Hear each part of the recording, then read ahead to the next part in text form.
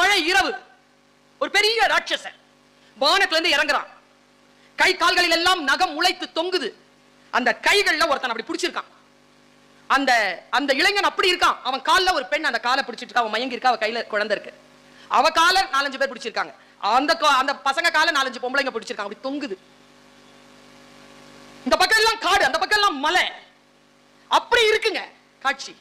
நான் பார்த்துட்டேன். ஆனா இரவு. அத சொல்லிட்டாங்க. வெளியில வந்துட்டேன். நான் மனசுல ஒரு கேள்வி வந்துச்சு. நம்மில் எத்தனை பேருக்கு வருது இந்த கேள்வி? இரவு தான வரைஞ்சான். லைட் இருந்துச்சே. லைட் எங்க இருந்து வந்துச்சு? அவன் மழை இரவை வரைந்தான். நானும் 3 மணி நேரமா பாக்குறேன். எங்க இருந்து வந்தது லைட்னு மறுபடியும் ஓடி போய் நின்னு பாக்குறேங்க. அந்த மழையில ஒரு மின்னல் வெட்டி இருக்குங்க. அந்த மின்னல் வெளிச்சத்துல வரைஞ்சிருக்காங்க. ஆஹா கவிதை. ஏதோ ஒன்று நிகழ்கிறது என்றால் அது எப்படி நிகழ்கிறது என்று பார்த்து அதற்குள் ஒரு வெளிச்சம் வரும் பாருங்க. பாரதி சொல்வாங்க, அக்கினி குஞ்சொன்று கண்டேன், அதை யாங்கோ ஒரு காட்டினில் பொந்திடை வைத்தேன், வெந்து தணிந்தது காடு, தழல் வீரத்தில் குஞ்சென்று மூப்பென்று உண்டோ, தத்தரிகிட தத்தரிகிட தத்தோம். இந்த நெருப்பு இருக்குல்ல, அது இங்க விடணும்.